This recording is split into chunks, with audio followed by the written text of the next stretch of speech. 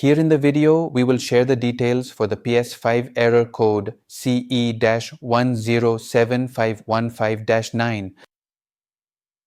Before we proceed, I want to let you know that this is my AI avatar, and some of the visuals in the video are also generated using AI. However, all the information shared has been manually researched by me.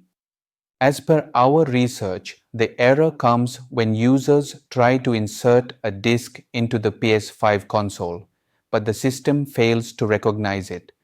Some users shared that the disk sometimes works, but other times it doesn't, and this error code appears. According to our research, the error is likely caused by a dirty or faulty disk, issues with how the disk is inserted, or a problem with the console's disk drive. To deal with the error, the first thing we suggest is to clean the disk properly and then try inserting it again. Once done, check if the error still comes.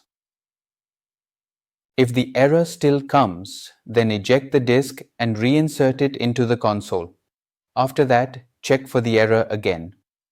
If the error still persists, then try power cycling your PS5 console.